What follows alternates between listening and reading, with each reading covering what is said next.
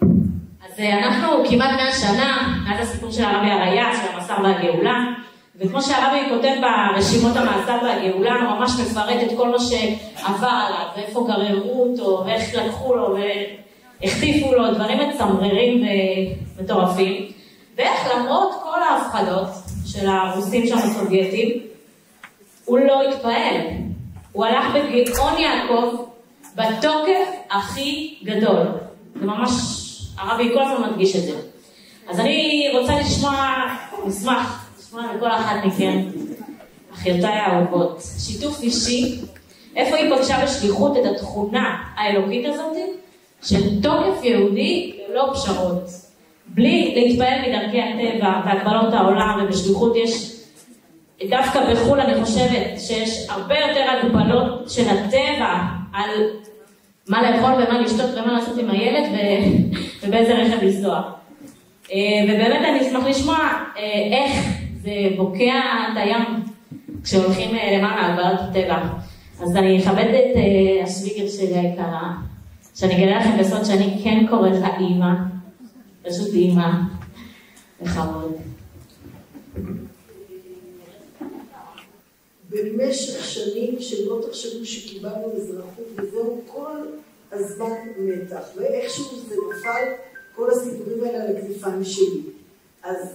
אז רק קטע אחד של מסע שלקח כמה חודשים, שהייתי צריכה בסך הכל להאריך ויזה.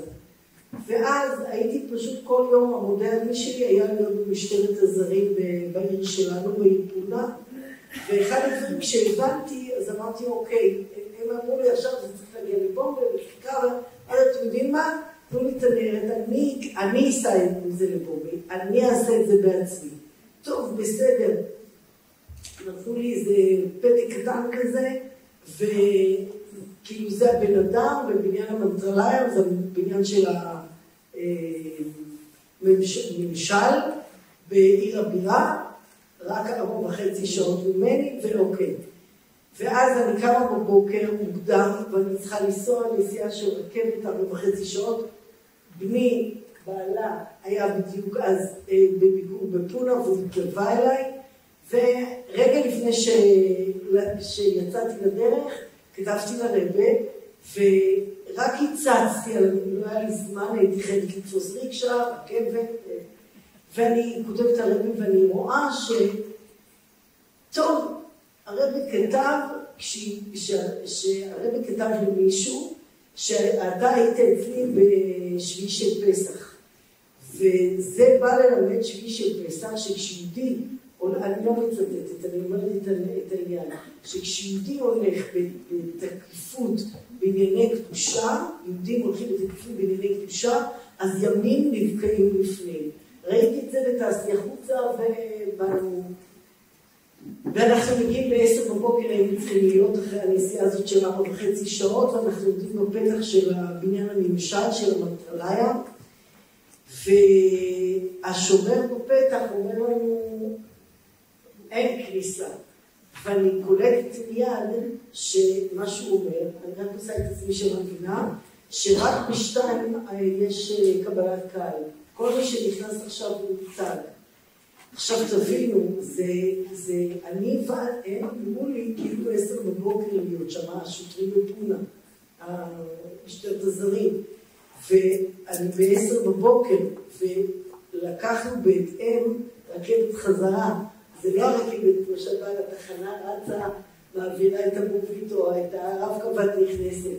זה להזמין כרטיס, והם כל הזמן כאילו סיוט, בומבי במונסון, פוץ וגשם, איפה נשים את עצמנו עכשיו? ואם נפסיד את הרכבת הבאה, איך נחזור? זה נסיעה כל כך ארוכה. אני אומרת לבן שלי, בוא ננסה מהשער השני. אנחנו נשים מהשער השני, אותו דבר. ואז אנחנו כאילו לא יודעים מה לעשות, חוזרים לשער הראשון. ואז אני אומרת לו, בוא ניכנס. ואני הולכת קדימה, והוא הולך אחריי.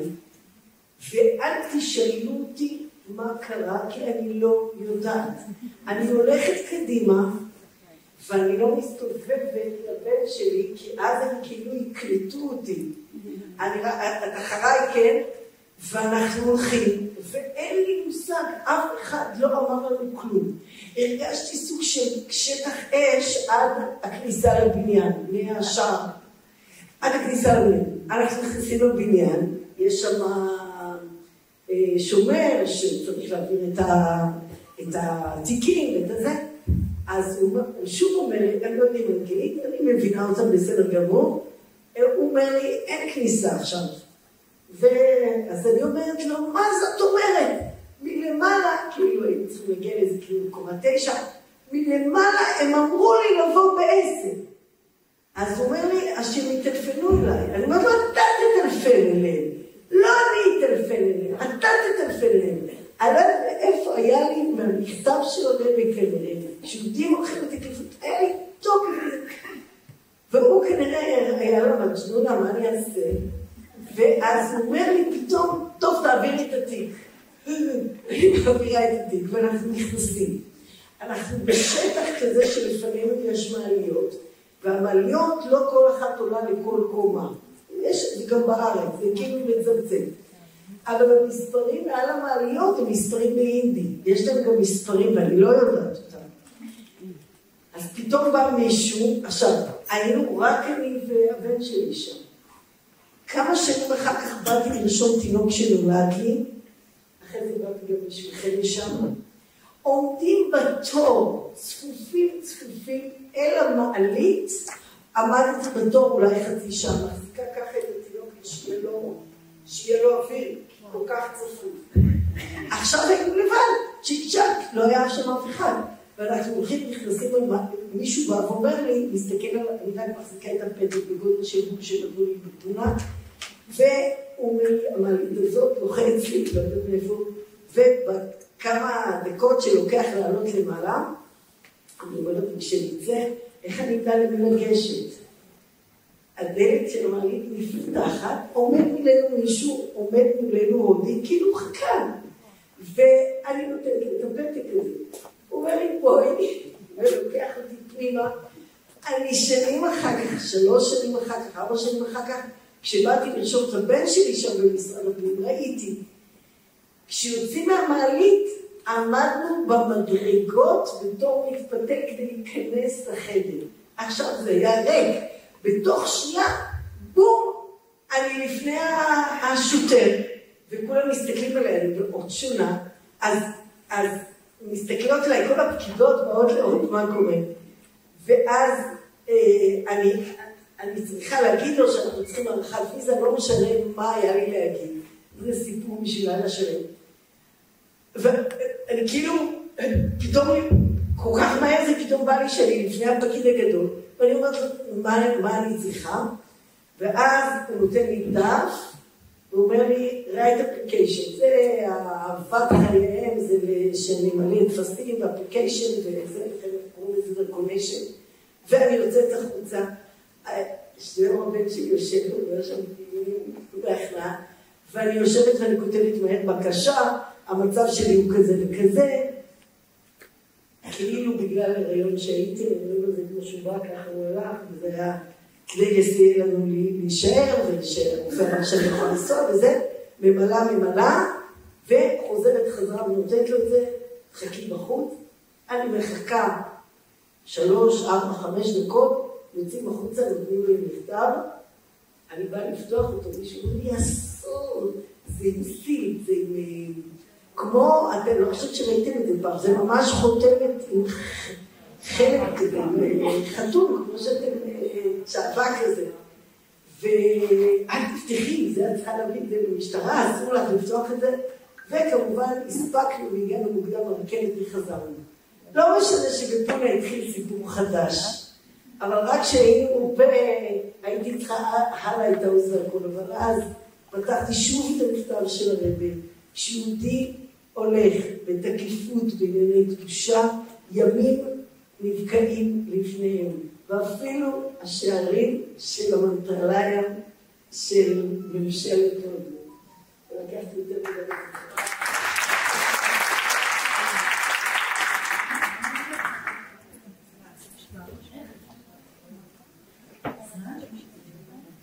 טוב. טוב, לפני כמה שנים הייתה פה קורונה. אחד הבנים שלנו נולד בקורונה כשהיינו בבוליביה, והצלחנו איכשהו להגיע לארץ, ולעשות לו כאן ברית. באותה שנה לא הגיעו מטיילים נוספים לבוליביה, כל העולם היה מושבת, אבל הקהילה היהודית נשארה. והתקרב חג פורים, מיד אחריו פסח, ואנחנו מבינים שאם אנחנו לא נדאג להביא מצות ליהודי הקהילה, לא יהיה להם מצות בליל הסדר.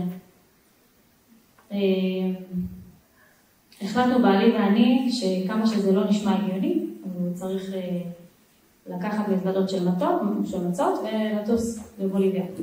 למה זה לא הגיוני? כי באותו זמן, מי שנתנו לו אישור לצאת מהארץ, לא נתנו לו אישור לחזור אחר כך. וסיבה שנייה למה זה לא הגיוני, כי לבוליביה זו מדינה מאוד מעניינת, מתפתחת, לא מפותחת, מתפתחת עדיין, ושם מותר להכניס רק 5 קילו של אוכל. ובעלי תכנן לנסוע לטוס עם 2 מזוודות של מצות, כל מזוודה זה 23 קילו של אוכל. אז בשתי הסיבות האלה זה הייתה נסיעה מאוד מאוד לא הגיונית, אבל בכל אופן החלטנו שאנחנו שלוחים של הרב ממלך המשיח, וזה התפקיד שלנו, ומכיוון שאנחנו נמצאים בסיטואציה הזאת, זה מה שצריך לעשות, ובאמת הרב ידאג לשאר העניינים. בעלי ארז 2 מזוודות של מצות, בטרולי, הייתי קצת על יד המטוס, הוא העמיס לשוקולדים, זה היה לפני פורים. תכננו שהוא יגיע, והוא יחלק לכל אחד מיהודי הקהילה שוקולד, ובקבוק קולה קטן שאפשר שם לקנות, וזה היה משלוח מנות, וכמובן יביאו לכל אחד את המצה לפסח. הוא ביקש אישור לצאת מהארץ, הוא קיבל את האישור, אבל אמרו לו, תשמע, כמו שידענו, תשמע, את האישור לחזור, אתה לא יכול לחזור, אם אתה עכשיו טס, אתה לא יכול לחזור לכאן. באותו זמן ברוך השם הייתי עם 7 ילדים, נשארתי כאן. פורים היינו לבד, לא לבד, אבל בלי בעלי, ברוך השם משפחה יקרה והמיוחדת שזכיתי להיות בה. ובעלי טס, ונחת בבוליביה, עובר שיקוף, המזונות עוברות שיקוף, אומרים לו מה זה, הוא מסביר להם זה מצות, והם אומרים לו, תשמע, אתה לא יכול להכניס את זה לכאן. בשביל זה הוא טס, כן? אתה לא יכול להכניס את זה לכאן. מותר 5 קילו, אנחנו מוצאים לך מפה 5 קילו של מצות, בבקשה תסתדר. והוא מתחיל להסביר להם, תשמעו, זה קורונה, היהודים פה חייבים לאכול כל אחד מצה, אני חייב את זה, זה ממש משהו חשוב, ככה מתחיל להתחנן, לא זה, אומרים לו מצטערים, המזוודות האלה הולכות לפח. והוא יוצא מהשדה, והוא כל הזמן משנן לעצמו. אני פה בשליחות של הרבי. והוא הולך, פונה שם למשרדים של המנהלים, ואומרים לו, תשמע, מצטערים, הוא לא יכול להכניס את זה. ופונה למשרד הבריאות, ככה, ממש ממשרד למשרד בבוליביה. בוליביה, אני לא הזכרתי, אבל זה מדינה בדרום אמריקה. אז מדברים שם ספרדית, והוא פונה לספרדית, הוא אומר, אין, אני חייב את זה, בשביל זה הגעתי, אני רק כמה פה ואני עוזב, וכולי שום דבר לא עזר. ברוך השם, הוא היה בטוח שהרבי יעזור בעניין הזה, ובאמת אחרי תחנונים מרובים הם הסכימו לשחרר, זה משהו שמאוד נדיר, שחררו את הכל, והוא הגיע ליהודים, דפק דלת, יהודים פתחו לו בדמעות, קיבלו את המצה, את המשלוח מנות המוקדם, פורים הוא חגג לבד בבית שלנו, לבד, וטוב, איך הוא יחזור? ברוך השם, המבצע עבר בהצלחה, אבל איך הוא חוזר, אין לו אישור לחזור, ואף אחד לא יכול להיכנס, אם יצאת, זהו, אין כניסה. ביום הטיסה חזרה, בכל הדרך אנחנו אומרים, הרבי יעזור, באמת, זה לא משהו הגיוני מה שעשינו, הרבי יעזור והכל יהיה בסדר. אנחנו פה בשירות של הרבי כבר יסדר, שהקדוש ברוך הוא יסדר לנו את כל העניינים כמו שצריך. ביום הטיסה הוא מארגן את המזוודות, עדיין אין אישור, וכמה שעות לפני הטיסה, הוא קיבל את האישור לחזור לארץ.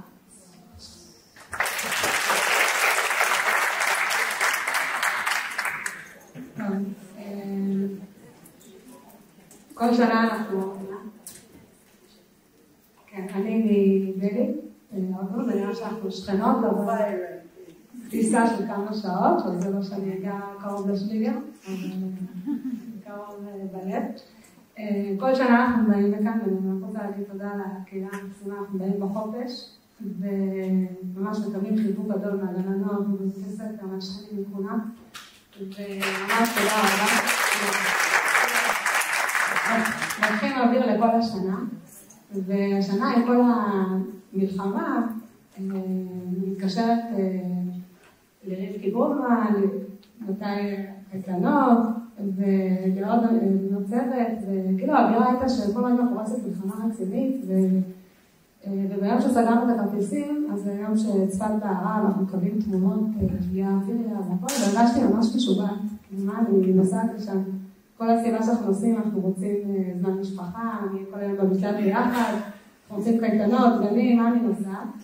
אז פתחתי בגול קודש, וקיבלתי תשובה ואני רוצה להתחיל מזה. זה עתה קיבלתי הידיעה שהקדים נסיעתו מכאן ונוסע ימים אלה ממש. ותהיה בשעה טובה ומפחת בכל, כולל גם כן שהחששות שכותבם לא יפריעו כלל למילוי תפקידו החדש, ולמילוי בהצלחה כפשוטה גם בפעילותה, הצלחה לכיוון לדרוש באמת לטובת ארץ הקודש, ולגוי קדוש עד ארבע, שהיא גם טובה לבני ישראל בכל מקום שהם. מתוך ביטחון חזק בהשם שומר ישראל, בפנים ובחוץ. יש לזה המשך למכתב, בטח שאני... קיצור מה שבאנו, ברוך השם היה מדהים. ודיברת על תוקף יהודי בשליחות, אז אין לי סיפור, אבל אני כן אתאר בכמה מילים בשנה שהייתה, ונשמע שאם אנחנו בעוד אנחנו רחוקים מכל מה שקורה בארץ. ואצלנו, ביום שבשמחת תורה, הדבר הראשון שקרה זה שרוקנו את כל מי שהיה בבית חב"ד מבית חב"ד. ככה זה התחיל, לא ידענו בכלל מה קורה, הגיעו אנשי ביטחון. הקהילה שלנו, בעצם הבית חב"ד שלנו מתעסק גם עם ליטאים, אבל בעיקר עם קהילה יהודית שגרה, ורובה קהילה ישראלית, אנשים שבאים לעבוד שם בשגרירות, בתעשיות ביטחוניות וכל מיני כאלה. ועברנו מלא פעמים תגובות של הפרעות ביטחוניות ולא לבוא לבית חב"ד. אבל עכשיו ככה זה התחיל, רוקנו את הבית והודיעו עד הודעה חדשה, אסור ללכת לבית חב"ד, אין כניסה. שזה אומר, ברוך השם עברנו לפני שנתיים למקום יותר מרווח, אנחנו עושים פעילות לילדים על בסיס כמעט יומיומי, והרבה נשים ושיעורים בבית כנסת שהוא פעיל רק בשבת, ופתאום אין כניסה. ואפילו בימים הראשונים הרגשתי כאילו כל כך מזהירים ושולחים להם וואטסאפים כל יום מחדש וזה לא לבוא אלינו, אז מה אני בכלל עושה שאיך אני יכולה להיות בבית הזה, ולצערי היינו שהיה את הפיגוע בבומביי, אז היינו בעיר באותו זמן, אז זה קצת ברקע, וגם בדלי היו לנו כמה פיצוצים, פיגועים, כולל גם השנה היה לנו ליד השגרירות, אז זה מעדל, אז כאילו, בטוח אנחנו לא ננעל ונקום ונלך, וברגע שאנחנו נעצור את הפעילות היהודית בעיר, אז זה ניצחון הכי גדול לחמאס, שאפילו בדלי בית חב"ד סגור וכל הפעילות היהודית לא כאלה. אז הפכנו להיות בית חב"ד מיד. שזה אומר שכל הפעילות שלנו התקיימה השנה מחוץ לבית חב"ד. זה אומר, עכשיו קיבלנו מלא, כל דבר היה צריך אישור מיוחד. כל פעילות שאני עושה לילדים, הייתי צריכה להודיע לקב"ט כמה ילדים עומדים להגיע. היו פעמים שכל פעם שהיה איזה חיסול של מחבלים, אז עוד הגבלות. את יכולה רק שכך וכך ילדים יבואו, את יכולה רק שמבוגרים יבואו לפעילות, או רק ילדים. הכל היה באווירה מאוד מאוד מתוחה. אי אפשר לעשות גם בבית כנסת שלנו, כל שבת להרוס את הספר תורה, סידורים וכל, ואי אפשר שזה יהיה באותו בית, שבוע אחרי שבוע. ממש, הכל, אל תפרסמי בשום מדיה, רק לשלוח הודעות אישיות, מאוד אווירה מאוד מתוחה הייתה כל השנה, אבל אני יכולה להגיד שברוך השם, פיזית היה מאוד מאוד מאוד קשה, להתנהל ככה, ואם אני עושה פעילות לילדים, אני צריכה לקחת חומר יצירה, גם הכל עם מלא דברים, אם שכחתי משהו קטן, אז כולל שהייתי בהיריון ובחודש תשיעי, זה היה מאמץ פיזי מאוד מאוד גדול, אבל היה מאוד מרגש לראות. בסוף שנה פתאום אני קולטת שכל הבתים פתחו את הבית שלהם, משפחות כל כך רחוקות שבחיים לא היו בארץ, הם מתקרבים לבית חב"ד, היה אצלם בבית פעילות יהודית, בתים שהלכתי וראיתי במקרר, דבר אחר, כל מיני, ובבתים האלה דווקא היה בית חב"ד, ובית חב"ד נהיה משהו של כל הקהילה, אני יודעת שזה ניצחון.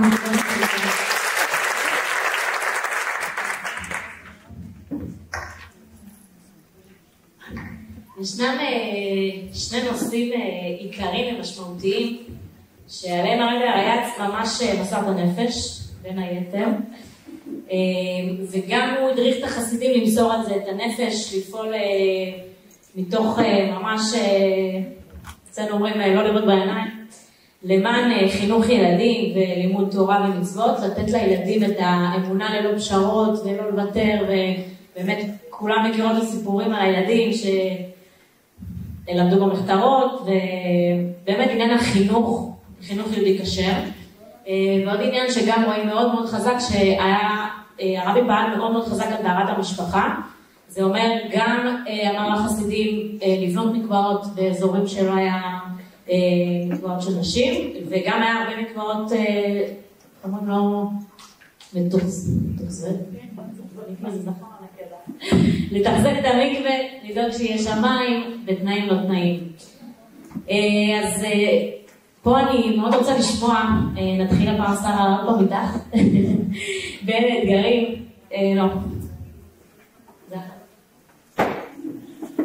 אז שרה, בואי תספרי לנו איזה אתגרים יש בשליחות בנושא של חינוך הכשר, בין אם זה עם הילדים הפרטיים ובין אם זה צבאות השם המקומי, ממש ככה 3 דקות כל אחת.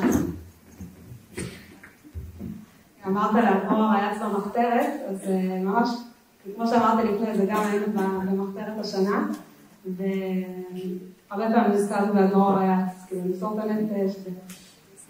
אז נתחיל בחינוך הילדים שלי, האישיים, שבעצם אין לנו בית ספר. ילדים איתנו כל היום, מהבוקר עד הלילה, ברוך השם הרבה ילדים.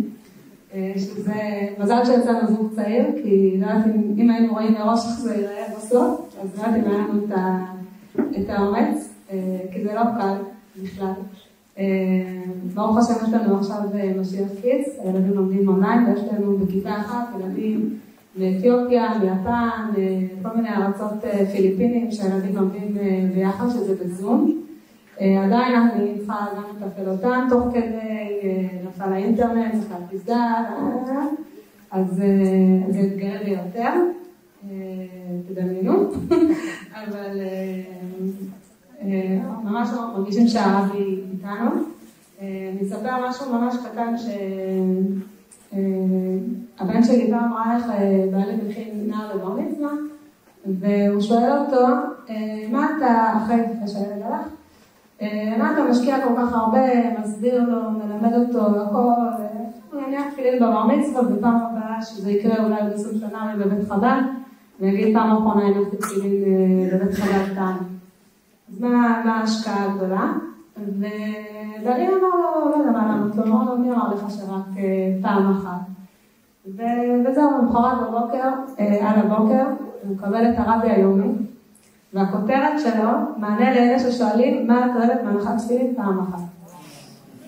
קיצור, מעיר אותו בבוקר, ביטול ידיים, הרבי עונה לך באופן אישי על מה ששאלת, הווידאו היומי היה בדיוק על זה, ונתנו הסיפור הזה ממש ממש רגש. כאילו איך הרבי עם הילדי השלוחים, איתה, יש לו שאלה, עונה לו על השאלה, אז מרגישים ממש טובות של הרבי. ואני אגיד, ממש הרבה מההתעסקות שלי בשליחות זה עם הילדים של הקהילה.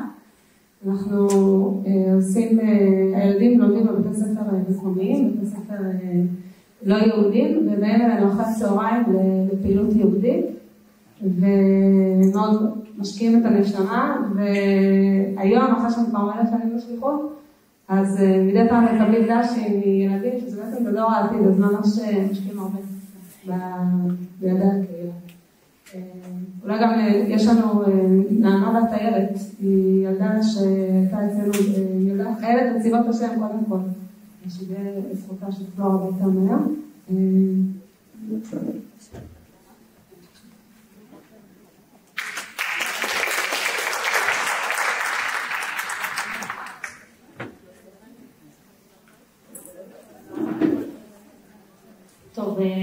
איזשהו סיפור מיוחד, אבל כמה נושאים שקצת יותר מאתגרים בחינוך הילדים בשליחות. אני מתחיל עם אחד מהם, שבאמת כאן בקהילה בצפת יש בית ספר מאוד מאוד מאוד מיוחד לתלמוד תורה, ובחגים, בתאריכים חסידיים, האמת שצובט לי בלב של הילדים שלי, את החוויה המיוחדת, העוצמה של הביחד, המבצעים שיש בבית ספר, האווירה המיוחדת שיש דווקא כשכולם ביחד, דווקא כל הכיתות, הכנס הגדול. אז דבר ראשון תאריך את הדבר המיוחד הזה.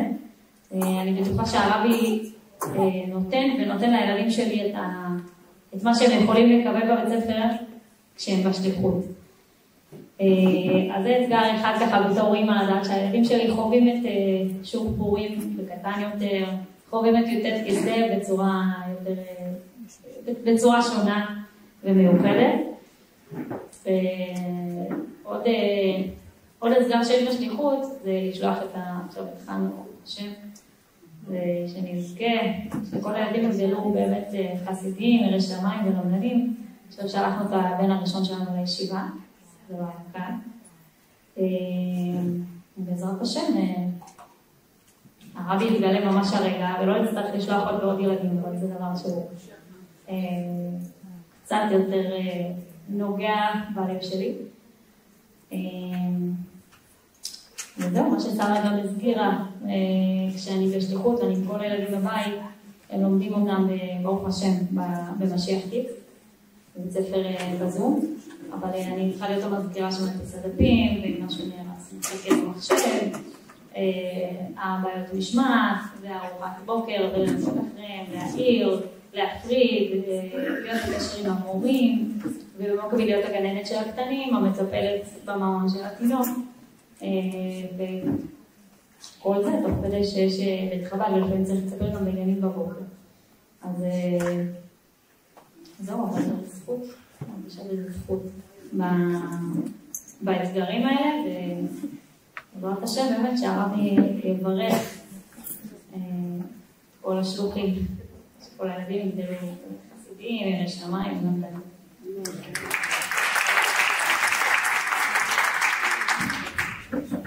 בניגוד להקלות שלי, אנחנו יצאנו כזוג זקנים כבר, השארנו פה 3 ילדים בארץ ונסענו עם 7 ילדים, ויש פה עוד כמה מזקנות אנש שתגובה הייתה היסטרית. אחד מהאנש בצפת אמר לבעלי, אתה עושה לילדי נזק בלתי הפיך. ואני זוכרת את המילים האלה כי זה ליווה אותנו כל הזמן להגיד להם, יש לנו נזק בלתי הפיך. למעשה, התכוונו לנסוע, בסוף נשארנו שנה, לא משנה הפרטים למה, אבל התכוונו לנסוע לבערך חצי שנה, 7 חודשים. אבל תסלח לי הקדוש ברוך הוא, את אמא שלי שיקרתי. לא העזתי להגיד לה שאנחנו קמים עם 7 ילדים ונוסעים להודו, הודו של אז לא הייתה הודו של היום. ואמרתי לה על חנוכה ואחרי זה על פורים ואחרי זה על פסח. בכל אופן, כשאני אומרת לה רק על חנוכה, כאילו רק חודשיים, אולי קצת יותר חודשיים, משהו כזה, אז היא אומרת לי, אוכל בלי בית ספר, בלי גן, בלי מעון, את חוזרת אחרי שבועיים, את לא תעמדי בזה. ואני רוצה להגיד לכם שבסופו של דבר זה בעצם מתנה אדירה שאני קיבלתי. לילדים שלי לא היה בית ספר בית. לא היה ילדים, בשלב יותר מאוחר נבנתה גם קהילה קטנה, אבל לא ראו ילדים, רק הם בתוך עצמם, לשחק עם עצמם ולריב עם עצמם, וכאילו לאורך השנה. ויחד עם זה אני רואה את זה כזכות אדירה לעצמי, גם ברובד היומיומי. מי מכם זכתה כל יום אם היא רוצה או לא רוצה? אני לא לימדתי כמו שלומדים פה 6 שעות באור מנחם, אבל כל יום למדתי כמעט. למדתי את המחיתס. אתם יודעים איך לומדים חומש כשאמא היא המורה עם הילדים? איזה זכות אדירה זאת, הלוואי עליי היום ללמוד ככה חומש. אני רואה שזה רק מתנה שקדוש ברוך הוא נתן. יחד עם זה, עכשיו כשהן שולחות את הילד הראשון, אני חייבת להגיד לכם שהיה לי פעם בזמן כזה, מין ולא מין, שעברה לי כאילו מחשבה ונבהלתי ממנה, וסליחה שאני בכלל מעלה אותה. אבל היה לי עוד שנה ועוד ילד נוסף. חלה ושבעת בניה, עוד ילד להיפרד, עוד ילד להיפרד. זה מאוד קשה. אתן נפרדות מהילדים כשהם הולכים לישיבה, אבל בכל זאת בין כל 3 שבועות. ואנחנו, זה כאילו יוצאים לישיבה, ישיבה קטנה, אצלי הילדים יצאו בכיתה ח' אחרי שנת הבר מצווה, נפרדים. אבל בניגוד להם, ואני אומרת להם את זה, והם רואות את זה, אנחנו כבר רואים, אני יכולה להגיד, שאני הייתי, אני חד משמעית אומרת שזה לא על הכתפיים שלנו, זה לא ההישגים שלנו, זה רק על הכתפיים של רבי, כי היו לילדים שלנו כל הסיבות, כל כך הרבה רואים ילדים שנושרים וככה וככה, היו לילדים שלי בדרך הטבע כל הסיבות. והקדוש ברוך הוא זיכה אותי להיות האמא של הרב בישיבה, והאמא של השליח הזה, והאמא של זה שגמר דיינות, והאמא של... ומי לימד אותם תורה בהתחלה? אני. אבל זה לא אני באמת עשיתי את זה. אני לא באמת עשיתי את זה. היה לי הזכות, בגלל שהצעתי לשליחות, היה לי הזכות שהרבי עשה את זה. אז זה האתגר, אבל זה גם השמחה.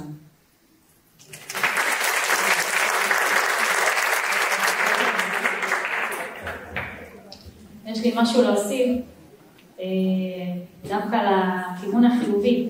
מצד אחד זה אתגר מאוד גדול, להיות עם הילדים 24 שעות כל השנה, ברוך השם. אבל מצד שני, אני מרגישה את זה באמת הרבה פעמים, שיש לי זכות מאוד גדולה,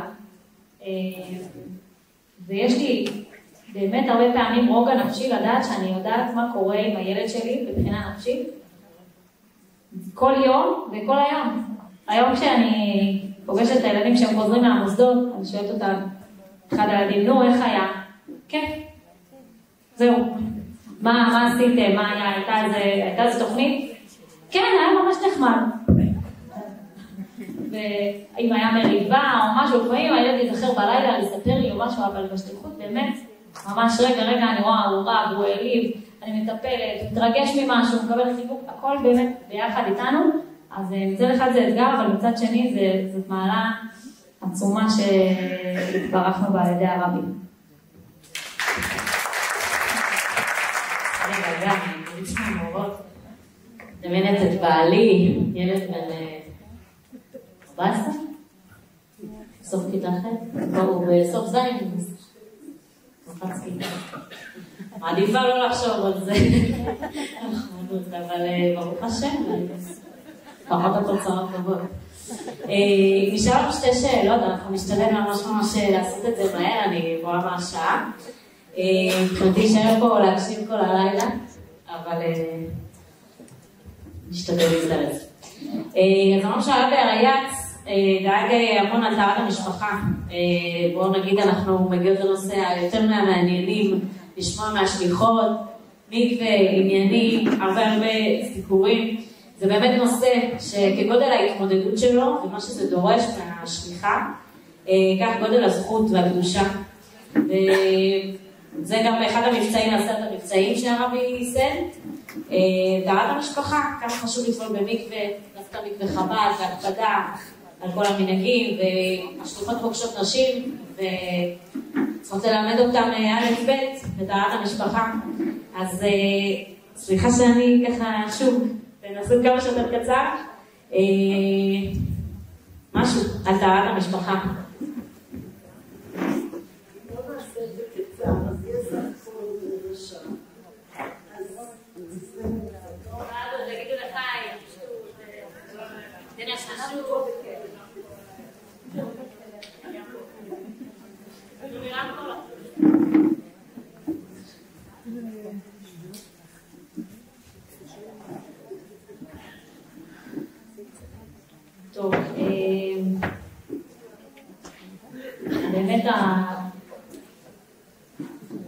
השאלה הייתה לדיוק וטהרת המשפחה ודווקא מקווה חב"ד ומקווה מהודר. אז בתחילת השליחות הייתי טובלת במקום מרחק 6 שעות נסיעה, מעיינות חמים, 6 שעות נסיעה הלוך, 6 שעות חזור, מקום מאוד מאוד קר, בחוץ, בטבע, לא חוויה הכי נעימה. ואחרי לידה של אחד הילדים, החלטתי שהפעם אני נוסעת עם התינוק, לא נוסעת, אלא טסה, לאחת הארצות באזור שלנו, בצ'ילה. והייתי אמורה לטבול ביום שני, כאילו לטוס ביום שני, כשערב יום כיפור היה יום שישי. יום כיפור היה בשבת. והיו לנו הרבה אורחים באותו יום כיפור, אז להכין סעודה מפסקת וסעודה למוצאי צום. בעלי קנה כרטיס באינטרנט, והחליט במקום לשלם באינטרנט, בדרך כלל הוא משלם באינטרנט, הוא החליט לשלם במשרדים של החברה. אז יום שישי, ערב יום כיפור, הוא נסע למשרדים של החברה, והוא תכנן שזה קפיצה של 5 דקות לשלם, ולחזור חזרה בכרטיס ביד. כשהוא מגיע לשם, אז הפקידה מבינה שאני הולכת, שאשתו הולכת לנסוע, ויחד עם התינוק. אז היא שואלת אותו רק שנייה, איפה האישור? שואלת איזה אישור? האישור לילד, התינוק. הוא אומר לה, מה הכוונה? זה היה פעם ראשונה שטסתי לבד. אז היא מסבירה לה, אתה צריך, אם אשתך נוסעת לבד בלעדיך, היא צריכה להביא אישור שאתה מאשר שהיא טסה עם התינוק. שלא היו כל מיני מקרים לא נעימים. אז הוא אומר לה, לא יודעת על כזה דבר, אז אוקיי, אז תגידי לי, איפה עושים את האישור הזה ונארגן אותו. היא אומרת לו, תשמע, אני רואה שאת ניסה ביום שני, אתם לא תספיקו לקבל את האישור. בדרך כלל מקבלים את האישור הזה אחרי 3 ימים, ואם אתה ממש איזה משהו, אפשר קצת להקדים ליומיים, אבל זהו. ואני מתקשר בלחץ לאחד מיהודי הקהילה, והוא אומר לו, היא צודקת, אין לך סיכוי, היא תצטרך לוותר על הטיסה. ובעלי מדבר עם הפקידה, ואומר לה, תשמעי, אנחנו חייבים את האישור הזה. היא אומרת לו, תשמע, אני יכולה לשאול את המנהל. היא ניגשת למנהל, והוא אומר לה, אין, לא שייך. אבל היא אומרת, אין, היא חייבת. עכשיו, למה היינו חייבים? כי בעצם זה היה מיד אחרי יום כיפור. יום כיפור זה היה שבת, ומיד אחר כך היה חג, סוכות, ואז שבת, ואז עוד חג, ואז עוד שבת, וככה יכולה לדחות בהמון זמן. ובסופו של דבר, איכשהו, תוך כדי שאני בהכנות במטבח, אנחנו מנסים להתכתבים, מה עושים, איך עושים.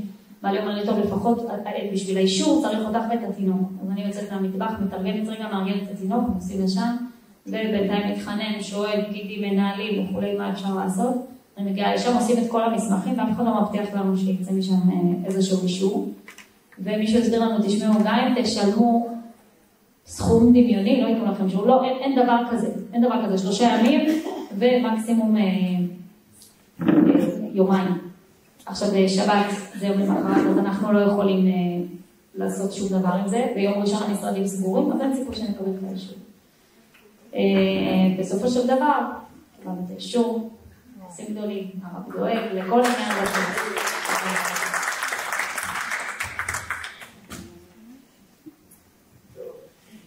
אותי הקדוש ברוך הוא בחר לתת את כל הנושא הזה כאתגר, גם עבורי וגם אחר כך עם נשים יהודיות שגרו בפונה. עליי אני לא אספר לכם הרבה, רק את הרמז ש20 שנה פה ברוך השם הייתי מבורכת. אז פעם אחת לפני הריון פעמיים אחרי הנקה, ו20 שנה אני לא יודעת כמה פעמים, אבל לא הייתי אמורה להתאתגר עם זה, והמדינה תבין, אבל הקדוש ברוך הוא העמיד אותי מהר מול המציאות שאני צריכה להתאתגר על זה. ואז, לא יודעת להגיד כמה שנים, אבל חודש, מי שקרא את המכתבים שלי בזמנו, אז אני צחקתי שהילדים שלי רצו שאני אוציא את זה בספר, אז אני אמרתי לעצמי שיהיה ספר אחד מבוגרים בלבד, ספר שכתבתי להם. כל חודש היה אתגר, כל חודש היה סיפור בפני עצמם. אבל מתחיל באתגרים של נסיעות לחוץ לארץ, ומה אני עושה עם הילדים אז, ונגמר כמובן רב שמלווה אותנו לאורך כל הדרך, תפילה באוקיינוס, ואני זוכרת את הרב, כאילו הוא אומר לבעלי, תראה, אני לא יודע מה להגיד לך, אבל כאילו הוא לא שמע כאלה סיפורים קשים. אבל בכל אופן אני דווקא רוצה לספר משהו שזה פעם אחרת, אבל אני רוצה, אני מעדיפה בדרך כלל את הסיפורים האלה לספר לפני אנשים לא דתיות, ואני אומרת להם כמה יקרה לי המצווה הזאת בגלל שהייתה לי כל כך קשה, וזה נתן לי אמון אהבה וקשר למצווה הזאת. אבל אני רוצה לספר לכם דווקא על אישה בתמונה, שהיא הייתה קרובה לעניין וחיזקתי אותה לזה, ובעלה היה מאוד לא דתי. ועד כדי כך היה זמן שעברנו בית. עברנו בית אחרי 17 שנים מבית אחר, טמפרטורה מיד אחרי פסח, זו טמפרטורה של 40-41 מעלות. אני עומדת בחוץ כל היום עם ההודים שמעמיסים. אני לא עושה את עבודה פיזית בעצמי, כי היא עוזרת קשרה, אין לה זיקנטונים. הלכתי לשוק הסארי מיד שנייה, כל סארי עוזרים בשניים, מקושרים בשני הצדדים, וככה כמויות ספרים, כמויות הכל, ואני עומדת ומפקחת פשוט שעות בשמש, על הלילה שהם עושים כל הזמן, כי הן ממיסות על האספלט, חום אלים, ואני לא אוכלת כלום, אני רק שותה. יום מאוד מאוד קשה, הוא נגמר, בקושי הספקנו להעביר את הבית, למחרת אני יודעת שזה עוד יום מלא. ואז בבוקר אני מקבלת טלפון מהאישה הזאת, שהבטחתי לה, אני אעזור לך ככל יכולתי. והיא אומרת לי, תשמעי, אני לא יכולה להגיד לבעלי שאני נוסעת למקווה, הוא כל כך שונא דת וכל כך זה, אני לא יכולה להגיד לו. הוא נסע יום לדלי.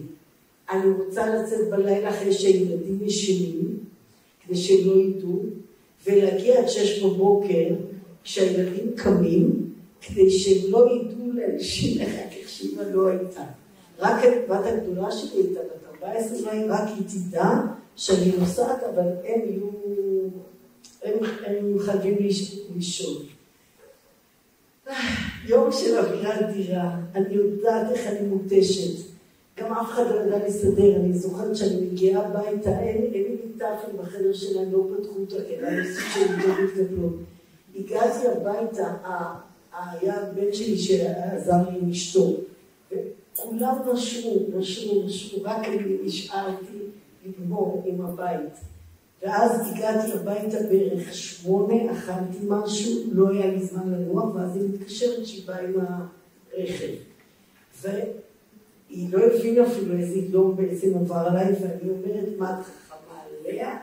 עכשיו אני יודעת, והיה לי כבר כמה סיפורים כאלה, הייתי חכמה לאחרות, נראה אותך עומד בזה. ויצאנו לדרך ב10 בלילה, כששמים לנו שם את המפתח וזה, כי השליחה בבומביי לא תצא, אנחנו יוצאים ואחרי נסיעה של איזה שעה וחצי, היה פקק נוראי, והיא יושבת לי, כולה בלחץ, אין לי אומרת לי, אנחנו רק יכולים לעשות יותר בניית פרסה, אז אנחנו חוזרים, אני לא יכולה, בגלל שאני נסעתי את זה, אני לא יכולה. ואני אומרת לעצמי, אז לא רק שיצאנו ולא רק שכל כך עייפה בסוף נחזור בלי איזה תסכול. ואז אנחנו גומרים את הפקק אחרי איזה שעה ומשהו, כי דווקא בשעות האלה נותנים לי משאיות לנסוע. ולכן דווקא בשעות הלילה האלה יש פקקים ואנחנו עוברים ואני לא אומרת כלום, אני נותנת לה כאילו, אני לא מזה לדבר, אפילו לא אומרת כלום, ואנחנו פשוט נוסעות, ואנחנו מכירות את בומביי, וגומרת את התפילה, ואנחנו יוצאות לדרך חזרה, 4 שעות כל כיוון, חוץ מהפקק שהיה, ואני כל הזמן עם השעון ועם הזה, ואני הגעתי ככה איזה 5:45 הביתה, ואז היא שולחת לי הודעה ב6 שהיא הגיעה, כאילו בול בזמן עברנו את זה בשלום. מה אני אגיד לכם, זה כל כך מצער אישה שצריכה ללכת לטבול בצורה כזאת, אבל זה כל כך משמח. אני רק אוסיף קצר למרות ה3 דקות, הייתה אישה שכששכנעתי אותה איכשהו לשמור אישה שהגיעה לגור בתמונה, גם כן הבטחתי לה אני אעזור לך מכל דבר, וכשהיא יצאה הייתי כל כך מאושרת, היה אז מאוד מעט אנשים לפעול אותה, מעט אני מדברת 20 פחות 10 לפעמים, והייתי כל כך שמחה, ומי אני אגיד את זה, ואני לא היה, היו רק ילדים, שמתי מוזיקה והתחלתי לרקוד עם הילדים, הם לא יודעים למה, אני פשוט הייתי דמוי מצויר שאפשר להציל עיר שלמה, ממש הצלתי עיר שלמה, ככה הרגשתי, ואני רוקדת, אחרי זה כתבתי מכתב הרבא, והרבא כתב, כל הזמן אני מצוקה שאנחנו לא עושים כלום, הרבא כתב שאתה רואה שיש דברים שרק אתה יכול לעשות, אז רק אני תקועה שמה, והנה הזכות הגדולה. אני אגיד קצר, אבל אני אקח לכם את השאלה הבאה יותר ארוך, יש לי סיפור. אז באמת, בהתחלה שהגענו, אז לא היה מקרה, בעיר שלנו, אז זה היה ממש נסיעה ארוכה, היו לי 2 אפשרויות, או לנסוע 8 שעות, וגם לא היה לנו שום כסף על דרך קטן, בכבישים לא כבישים, הייתי עם 2 תינוקות, ולמקווה שבשלבי בנייה, בחורף של קצת צפון הודו, ובקור המערכת חינוך בכלל עוד לא התחילו להתקין אותה, אז זו הייתה אפשרות אחת, או לנסוע לפושקה, שבזמן זה היה בכבישים שלה 10 שעות בכבישים, או רכבת של 6 שעות, אז החלטנו יום אחד, לא 6, 7, ניסענו ברכבת, הגענו לתחנה שיותר קרובה לבית שלנו, באותו תחנה מרכזית ממש, אז איך שזה עובד, הרכבת מגיעה לתחנה, והיא לא ממש עוצרת. היא מתה את הקצב, והאוטים בולמולים קופצים על הרכבת, ועלי אודי קופץ ראשון עם הדביקים, אני עם 2 ילדים, ובשלב הזה הרכבת מתחילה להגביר אותם לרוב, אני על הרציף, בעלי על הרכבת, וכל העודים מושיטים לי את היד, תביא את הילדים, הם בכלל מעקרונות אחרים, לא בקרון שבעלי נמצא, הוא כבר מתקדם, תביא. הרגשתי ממש, באמת, סיטואציה מטורפת, כאילו מה שצריך לקרות כדי שנגיע למקווה, ובצורה לא רגילה פתאום הרכבת נעצרה, ועלינו כמו שצריך על הרכבת. זה היה אז, עברו מאז שנים, והשליחה מירה שם, שאני קומדנה, הם בנו מקווה בדלי, במקום שאם הייתם רואות אותו, באמת מקום, משום מה כל התיירים שבאים להודו, הם עוברים דרך, שבאים לדלי, הם עוברים דרך המקום הזה, שזה מקום, נראה לי הכי מגעיל בעולם. יש בדיחה שחסיד ברסלב פעם הגיע לגיהנום, ורצה לצאת, וצריך רבי נחמן, תוציא אותי מפה, ורבי נחמן מגיע ומשך אותו מהפאות, וגם החברתי, רבי, תוציא אותי, ורבי מגיע ואומר לו, מפה צריך בית חלה, אז זה המקום של המקווה שלנו בדלי, שהוא פיזית באמת במקום, אני לא אתאר לכם, כי באמת המקווה עצמו גם, כאילו עד שהצליחו לסדר שהמים יהיו צלולים, כי כל הצמרת מסריחה, אז גם אם ממלאים מחדש, אז המים מגיעים, וברוך השם בשנים האחרונות צריכים לסדר שהמים יהיו כמו שצריך. זהו, אנחנו ממש מנסים לבנות בשכונה שלנו, אז תברכו אותנו שנצליח שיהיה לנו קרוב לבית חנות שלנו.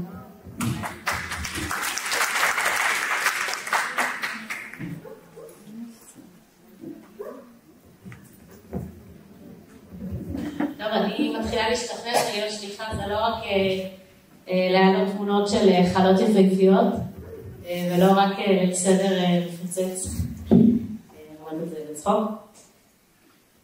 היום בי' תמוז, לפני 19 שנה, אבא שלי נפצע בפצמ"ר שנפל עליו בגוש קטיף. אני ילידת גוש קטיף, זכיתי, גיל 14 היה הגירוש.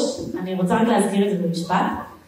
י' תמוז בשנה האחרונה שגוש קטיף היה קיים, ממש, תשס"ה, 2005 למניינם. ואבא שלי עומד בחנייה עם הרב זאב רבנוי, יהודי לא אמריקאי, לוס אנג'לס, משהו כזה. יהודי שיושב טוב ברוך השם, והוא היה מגיע לגוש כי הוא מאוד מאוד אוהב את אבא שלי, ואבא שלי עשה לו סיור כמו שעושים לתורמים, מראים להם את זה ומראים להם את זה, ואז עמדו באיזושהי חנייה, כמה דקות מהבית, והפצמ"ר נפל שם על הכביש, חבל שלא הבאתי תמונות, אבל בגוגל תחפשו יגאל קירשנזקס. והוא נפצע אנוש ברמה של מסוק, עניינים, ממש אנוש. לא נספר את כל הפרטים, זה להרצאה אחרת. באמת, אבל זה ממש, התאריך היה י' תמוז, הגירוש תוכנן ביישוב שלנו, בתשעה באב, לבית קלים. אנחנו תמיד היינו חב"דניקים, היינו בית חב"ד של כל היישובים בגוש קטיף. אז באמת, אני מביאה את זה בהקשר הזה, כי אני רוצה להגיש את העניין של השמחה. הסיום של הפאנל שלנו, זה באמת שכל שליחות, לא משנה איפה ומה, צריך לעשות מתוך שמחה. הרבי מדבר על זה שהרבי הרץ באמת היה רב שמח, כמרומז בשמו יצחק, ולא סתם יצחק ושמחה, אלא בהוספה, יוסף יצחק. וזה למרות כל האיסורים שהוא עבר שם ברוסיה הסובייטית. אז גם רציתי להזכיר את הפציעה של אבא שלי ולהגיד תודה להשם בפורום הזה, על הנס הגדול, חי ודיה, בן אדם של ניסים, יש לו אלפי סיפורים של ניסים, כפיים לקדוש ברוך הוא, וההקשר הזה, גם התאריך, אבל הוא היה מאושפז. הוא לא זז מהמיטה, היה באמת פחד אלוקים, היה לו רסיסים ברגל, בצוואר, מלא רסיסים שחלקם הוציאו לו, וכל מיני, כאילו ממש באותו יום הצליחו להוציא, ועד היום יש רסיס אחד שנשאר פה, כי עדיף יותר מסוגל להוציא אותו מאשר להשאיר, כן, 19 שנה בן אדם הולך רסיסים, ואחד ברגל, ואבא שלי יש לו את צפייה קלה מהרסיס, כי עם השנים הוא זז קצת. אנחנו ארגנו התוועדות את בית תמוז בתור הבית חב"ד המקומי, אני זוכרת את עצמי שם בהחלט, אולם השמחות, יש אולם אחד שם עושים את כל ההתוועדויות של חב"ד, כל היישוב הגיע, זה היה ממש חודש לפני הגירוש, האווירה, החשמל באוויר, ויש חב"דניקים שתמיד מגיעים, עושים לנו טובה להיות איתנו, כן? אנשים שעד היום יש לי כל פעם התרגשות לראות אותם, הרב גורליק מבאר שבע, חב"דניקים שנתנו לנו תשומת לב שם בפינה שם, אוקיי? לא חיו את החיים, אלא ידעו שיש גוש קטיף, ידעו שזה חשוב, כל מיני חב"דניקים מנחלה, אנשים, הרב נוטיק, הרב שלום, הרב דוד נחשון, אהבתי לך. באמת, מה שנקרא, חב"דניקים שספורים לטוב.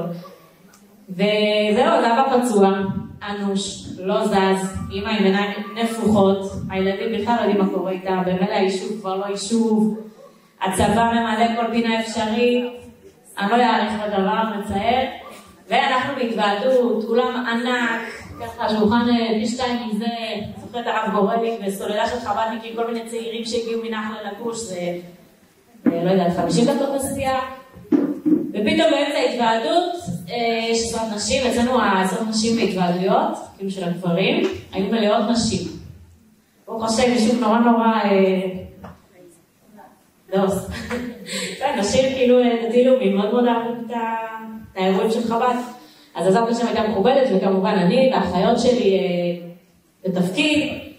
אני הייתי אז סוף כיתה ח', ואז פתאום אמא שלי קוראת לנו, אומרת, תקשיבו, חייבים עכשיו לעצור את הכל, את ההתוועדות הזה, פשוט עושים עכשיו ריקודים. עכשיו כולם זומבים מהעצבות, באמת היינו לא במצב ברמה הכי גבוהה.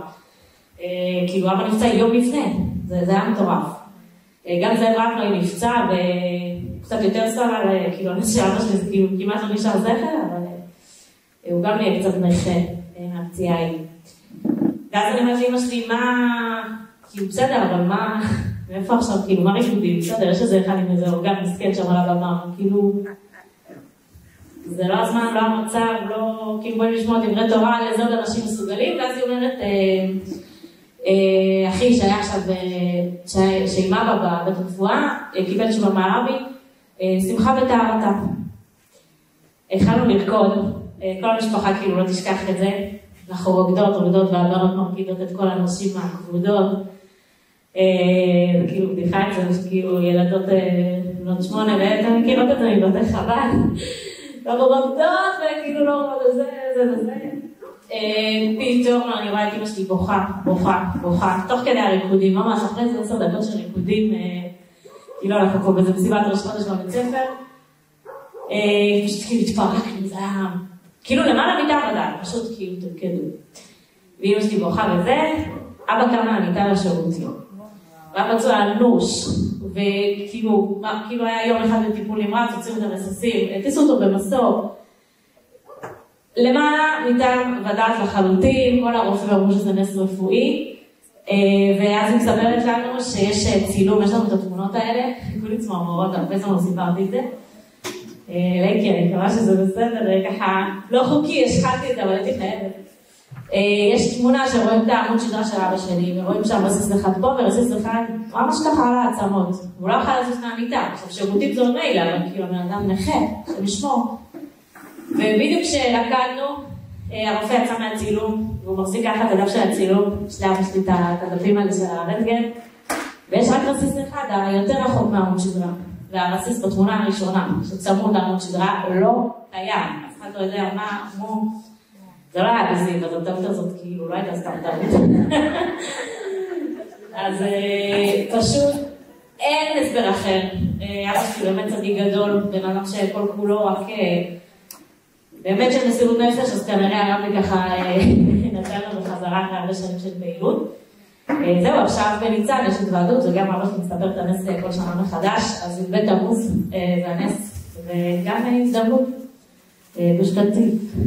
אולי לא נחזור, אבל חשוב לזכור. נחזור.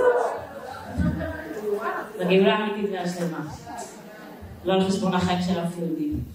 אז לכבוד היום הגדול, אני פה, בשאלה האחרונה שלנו בסיום, לצערנו הרב, נדבר על היופי והזכות והשמחה, דווקא מתוך המסירות נפש. סתם לשמוח זה משהו אחד, אבל לשמוח דווקא מתוך מסירות נפש, ומהסיפורים המצמררים שלכם. וכמו שהרב אומר בדבר מלכות, משהו שם באלול, תשנ"א, לא זוכרת איזה סליחה זה, שכל השמחה של הרבי הרייץ, היא הייתה פשוט הכנה למה שיהיה בגאולה. שכתוב בגאולה שאז ימלא שפוק פינו, הרבי שם מסביר, 1 זה 7 ועוד 1 זה 8 וכו', אבל הרבי הרייץ זה שהוא היה שמחה, זה פשוט לגמרי הכנה של המצב. אז לכבוד העניין הגדול של השמחה של הרבי הרייץ, והרבי מלך המשיח, שאתם יודעים כמה מדבר על השמחה, אז פשוט תיתנו לנו, שעם זה נלך הביתה, רגע של שמחה, של אושר בשליחות, רגע שבו באמת הרגשת, מלאה תודה על הרבי, כאילו, תודה שאני שליחה, תודה שאני כאן, איזה כיף לי. כמו שאומר, כן, אין כיף לשתוף כלים, כן, לפעמים כל 8 שעות, נסיעות וכולי. אז רגע כזה שהרגשת בשבילו שהכל שווה. אז אם אני אתחיל ממך, תני לנו כוח. יותר משמחה אני אדגיש את מה שאמרת הודיה. בעלי יצא להודו לפני שיצאנו כמשפחה. הוא נסע בזמנו בפעם הראשונה לפורים, ושנה אחר כך כאילו ממש התבקש איך תעשה עוד פעם את המבצע הזה. וממש לא התחשב לו, זה האמת. כל מה שבט בשולחן, הוא אוהב רק את האוכל שלי, ועם הילדים, ופורים בקהילה, ובבית, כאילו, מה הוא צריך לנסוע, פורים זה, פורים פסח זה הזמן הכי חם, ומי יש כוח, הוא גם לא צעירי חב"ד, כבר אז יצאנו בשנות ה-40 שלנו, אז לא באמת התחשק לו לנסוע, הוא כתב לרבא שהוא עומד לנסוע וככה וככה. והתשובה שהוא קיבל הייתה מכתב לשליחה, שהרבא אומר לה, שתדמייני לעצמך שאת עכשיו בקרונאית, ואת צריכה להחליט מחדש על היציאה לשליחות, כאילו עכשיו את מתחילה את השליחות, וכשאת תביני שהשליחות היא לא לטובת הרבי ולא לטובת המקום, אלא לטובתו האישית של השליח, אז תחליטי מחדש אם את רוצה לצאת. בעלי חטף את הפאץ' כי הרבי פשוט הרגיש איפה הוא באמת אמן, וחשב על עצמו מחדש האם הוא רוצה לנסוע, והגיע כמובן למסקנה, וכתב לרבי שהוא רוצה, אבל עכשיו מתוך מחשבה שזה לטובתי האישית. ואני חייבת להגיד שמאז, לאורך כל השנים, גם בתקופה שבעלי היה חולה, והיו כאלה שניסו להגיד, מגיע לכם, לא מגיע, ידעתי כל הזמן, דיברתי עם הקדוש ברוך הוא, דיברתי עם הרבי, לא מגיע לנו. הפוך, אנחנו צריכים רק להגיד תודה שקיבלנו את השליחות, כי מה שקיבלנו בשליחות, ואני יכולה, אם היה זמן, לפרוט את זה במטבעות, בגשמיות, בפשטות, לא באיזה ערכים רוחניים ואני לא יודעת מה. מה שאנחנו קיבלנו בשליחות לא מטה את הקו, ומה שאנחנו עשינו לא מטה בכלל את הקו. אני רק מודע לרבי, וכלום אנחנו לא מגיע לנו, כביכול אנחנו עשינו רק לטובתנו. וכשאני אומרת את זה, אז אנשים חושבים שאני כאילו, לא, אני אומרת לכם את זה ברצינות, אנחנו קיבלנו וקיבלנו וקיבלנו. מזה שהחלטנו לצאת לשליחות, משם ואילך רק קיבלנו מהרבי.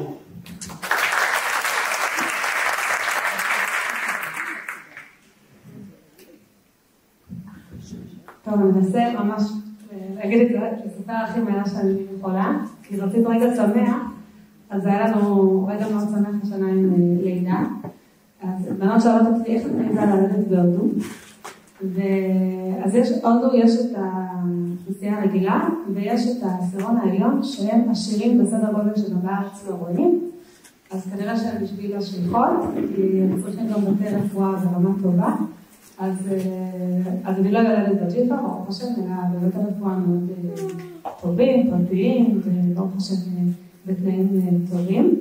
ואלי צריכה, ברוך השם, השנה גם ללדת, והייתי אצל הרופאה, והיא ממש רצתה שאני אעשה אולטרסאונד.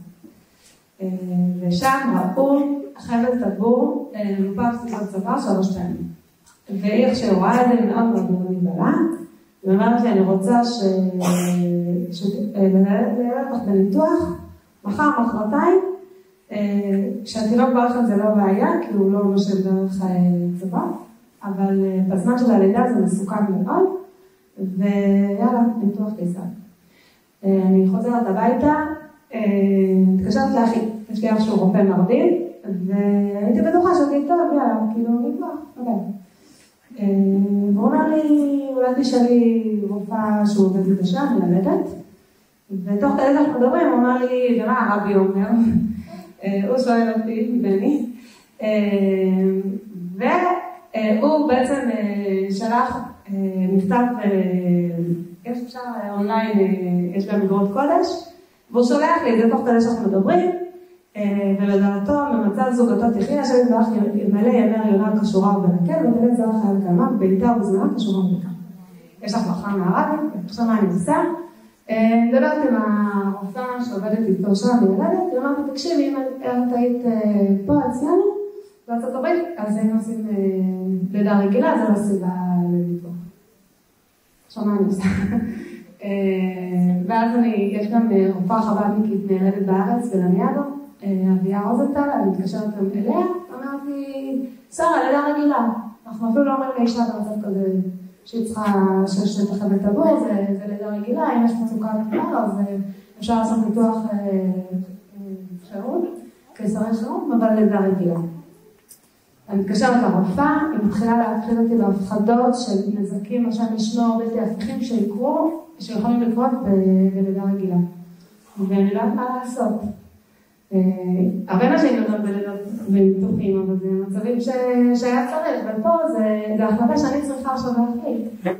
אני ממש לא יודעת מה לעשות, יום אחד אני חושבת ככה, ויום אחר איך אני מקבלת החלטה כזאת ואחריות כזאת על עצמי. ממש קראתי מה אני עושה. וזה היה ביום שני. ביום שישי אני אמרת לו, לי זהו, אני רוצה להתקשר לרב, שהוא ייקח את האחריות שהרב יחליט בשבילי. ואנחנו שואלים רבנים בכל דבר. הוא אומר לי, מה, פה זה שאלה לרופאים, לא לרב, מה זה שאתה רוצה להתקשר לרב? אבל ממש רציתי להתקשרנו לרב לנדאו, והוא אמר לי, תעשי כמו מה שהרופאה בארץ אומרת. ואם במהלך הלידה תהיה איזה מצוקה, אז תעשי ביטוח בלי שאלות שלי. בשבת היו לנו אורחים, ואני מספר להם על ליבות קודש, ממש בצורה, מראה להם סתם, לדוגמה, מכתב פותח, ושוב מכתב ממש אותה מילים כמו המכתב הראשון, מכתב אחר, נ"ב בקשר לבדיקה שהרופאה רוצה לעשות, ישאלו רב מורה או רב. אז ממש הרגשתי כאילו גם זה ששאלנו רב, עכשיו כבר הייתי בתחושה יותר טובה, עדיין הרגשתי קצת משוגעת ללכת ללידה רגילה, כי הרגשתי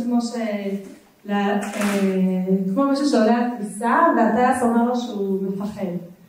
זה לא יעזור שטייס בארץ אחרת, או בגלל פיקוח יגיד שזה בסדר, אז מי שעושה טיסה בפועל, אז גם הילדת שלי היא מפחדת, והילדת אותי ככה, אז זה לא עוזר, זה קצת מפחיד עדיין שרופאות, מבינות? אז הרגשתי ממש משוגעת, אבל כאילו לפי המכתבים של הרבי זה הרגיש שהולכים על לידה רגילה, אני אקצר, אני מגיעה ללידה, בשלב מאוד, איך שאני מגיעה, הרופאה, עכשיו היא רופאה שהיא בעצמה מנתחת, ברמה מאוד גבוהה, לא איזה, מה שסיפרתי על הג'יפה של מקווה, זה סיפור אחר לגמרי, באמת, רופאה מאוד מקצועית, מאוד מנוסה, הכל, איך שאני מגיעה, היא גרתי גם בלילות קודמות, היא מתיישבת צמוד המוניטור, ולא מזיזה את העיניים, והיא כולה במתח, לראות מה עומד להיות פה.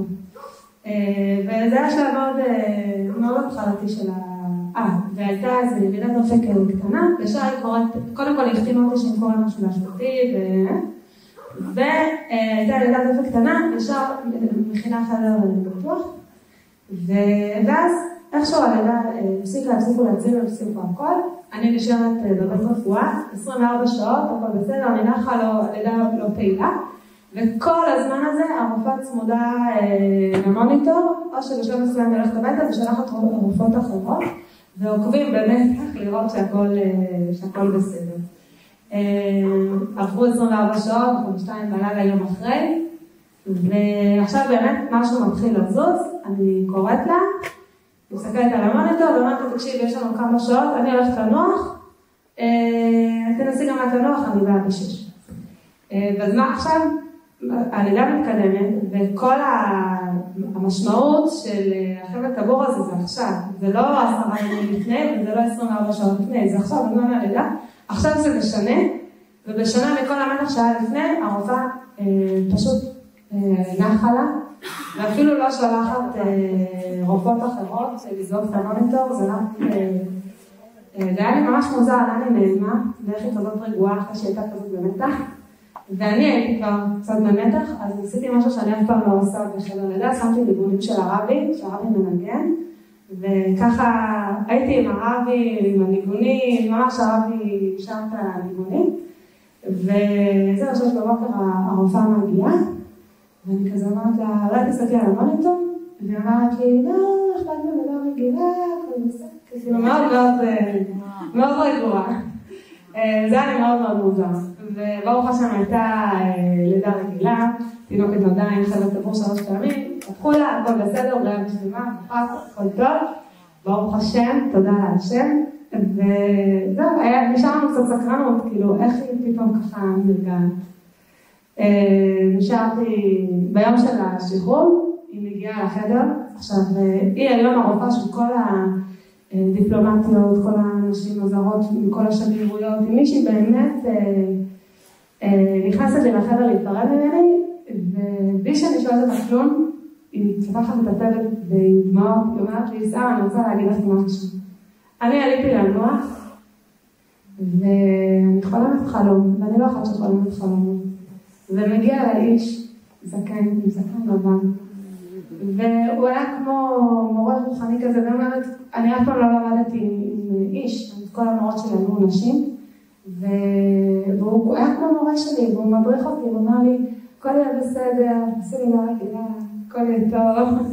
היא אומרת שממש, לא ממש שהגיעה אותה, והיא אומרת שממש בחלום שלה היא ראתה את הלידה איך שהיא לידה רגילה, וזה נתן לה את הרוגע לבוא ללידה בלי כל המתח והלחץ וההפחדות והאיומים שהיו לה לפני זה. זו לה תמונה של הרבי, היא אמרת לי שהוא ממש דומה, אבל הוא היה מצורמן, בהודו.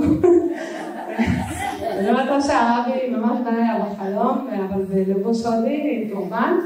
או שהוא שלח, הרבי שלח מישהו כמעט, בזמן שהיא חוללת, אני הייתי עם הניגונים של הרבי במחלה הלידה. אז זה רגע ממש של שמחה, והראה לנו ממש איך שהרבי איתנו בכל רגע בחיים בשליחות, הרבי איתנו ומנהל לנו את העניינים.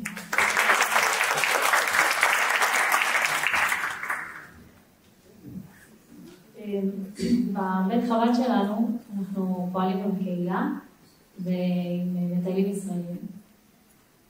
ויש תקופות מאוד עמוסות שמגיעים ממש הרבה ישראלים. וכל שבת יש תקופות של שבתות שמארחים 100 איש, 150, ככה שבת אחרי שבת אחרי שבת, מארחים גם ביום חול. אחת השבתות, הבן שלי עלה לקומה למעלה, וכששמתי לב שהוא לא נמצא איתנו בסעודה, עליתי לראות מה שלמה. אז בן 8, 9, ואני אומרת לו, למה אתה לא בסעודה? בוא תשב איתנו. ואז הוא ככה נראה שהוא פרצוף חמוץ, הבנתי שמשהו קרה לו, או שמישהו העליב אותו, או מה? אני לא מה קרה. ואומר לי, אמא, אין לי כוח כבר להיות בשבתות בבוליביה. אני רוצה שנהיה בארץ, אני רוצה שבת משפחתית. אין לי כוח שיש כל כך הרבה אנשים, והרבה רעש, ולפעמים עד שאני יושב, מגיע לטייל ותופס לי את המקום, ואתם עסוקים, אתם מדברים עם אנשים. אני מציין שאנחנו מאוד מאוד מקפידים שיהיה לילדים את המקום שלהם לשולחן שבת, לידינו, אנחנו יושבים קצת במרחק מהאנשים, לכך שיהיה לילדים את המקום שלהם דווקא. אבל ככה הפריע לו הרעש והמוניות. אמרתי לו שאני מאוד מבינה אותו, וחשבתי לעצמי, אוקיי, הוא באמת מתוסכל, והרגשתי קצת איזושהי אשמה, אני בסופו של דבר סחבתי אותו למקום הזה. באמת יכולנו להיות בארץ, חיים רגועים יותר שבתות משפחתיות. ואמרתי לעצמי, לא. יש לילד שלי זכות, ולי זכות לגדל אותו דווקא כאן, דווקא בשליחות של הרבי. וחשבתי לעצמי, מה אני אומרת לו עכשיו? אז אמרתי, אני מתייחסת אליו עכשיו כאילו שהוא קצת יותר מבוגר. ופשוט התחלתי לספר לו כל מיני סיפורים, איך הבית חב"ד משפיע על יהודים. סיפרתי לו סיפור אחד, סיפור שני, ואני רואה שהוא ממש מתחיל ככה להקשיב, מרותק אפילו, ושואל אותי שאלות, והוא התעודד, בסדר, אמרתי לו, אתה לא חייב לרדת למטה, אתה יכול להישאר למעלה, זה בסדר. ושבת אחר כך הוא גם עלה למעלה, אחרי אותם פונים, ושוב, מצאתי את ההזדמנות לדבר איתו באמצע השבוע, וגם בשבת עליתי, ישבנו ביחד, שתינו תה, בזמן שכולם חוגגים למטה בסעודה. דיברנו ככה, נתתי לו את התשומת לב שלו. ובאמת באותו חודש, באותם חודשיים, נתתי לו, כל פעם הראיתי לו וסיפרתי לו כל מיני פעיל, איך הבית חב"ד פועל על יהודים. עכשיו יש לנו פעם בשבוע פעילות לילדים יהודים מהקהילה, לא מהקהילה, אבל ילדים שההורים שלהם עובדים בשגרירות ארצות הברית ובאיחוד האירופי. פעם בשבוע פעילות, ומדי פעם אני מספרת לילדים מה קורה, מה הילדים למדו היום, איך הם הגיבו. אז פעם אחת סיפרתי לאותו ילד, אמרתי לו, אתה יודע, היום לימדתי את הילדים, שאלתי אותם, אתם יודעים מי ברא את העולם? וכל אחד ענה תשובה אחרת, אחד ענה פיצוץ, ממש כל ילד ענה תשובה אחרת לילדים. הילדים שלי ביניהם, אותו ילד מסתכל, ככה, אמא, מה זה השטויות האלה? מה זה הרעיונות האלה? הם לא יודעים שהשם ברא את העולם? הם לא יודעים שהשם ברא את העולם. ובשביל זה אנחנו עושים פה פעילות פעם בשבוע. ופעם אחרת הסברתי להם על מזוזה, הילד לא ידע מה זה מזוזה, ואני מראה לו, אני שואלת, אתה יודע מה זה? לא, מה זה? מה כתוב פה? ממש בורות מאוד חזקה לכל ענייני היהדות. והגיע ליל הסדר, ואחד מהילדים שמשתתפים בפעילות השבועית הגיע, ואותו ילד ישב לידו, ואמר איתו ביחד את ההגדה, והלך עשה איתו את הקידוש, והלך איתו לנטילת ידיים, והזכיר לו ממש צעד צעד את כל ליל הסדר. ובסיום ליל הסדר הוא אומר לי, אמא, את יודעת, אני כל כך שמח ומתרגש, ממש מילים שלו, שישבתי עם ילד יהודי והסברתי לו מה צריך לעשות, והוא עשה ביחד איתי את ליל הסדר שככה הוא לא היה עושה לבד. וכשהוא אמר לי את זה, באמת אני ממש התרגשתי, אמרתי לעצמי, שווה כל קושי בעולם כדי לגדל את הילד בתחושה שהוא שליח של הרבי. ומהסיפור הזה אני יוצאת במשפט, אני לא המסכמת של הפאנל, אבל משפט אחד קטן, שכשאנחנו מגיעים לארץ, אני אומרת לילדים, נכון שאתם עכשיו נכנסים לכיתה חב"דית, אבל אתם צריכים לדעת שבכל מקום שאתם, וגם בכיתה חב"דית אתם בשליחות של הרבי. ואני חושבת שכל אימא וכל סבתא יכולה לטפטף ולומר שוב ושוב לילדים, אתה בשליחות, אתה שליח של הרבי, יש לך פה תפקיד, אתה לא סתם עוד ילד בכיתה, זה נותן לילדים כוח ועוצמה מאוד מיוחדים.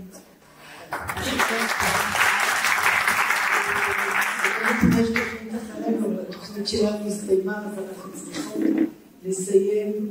תאמיני לי, כשאנחנו יצאנו בשליחות, לא התכוונו להיות 25 שנה, לא הגענו בהודו. באמת ובתמיד חשבנו שזה עניין של כמה חודשים עד שיבוא משיח. ואם עוד לא ראינו אותו, אז נכריז כולנו, יחי אדוננו, מורנו ורבנו, מלך המשיח לעולם ועד.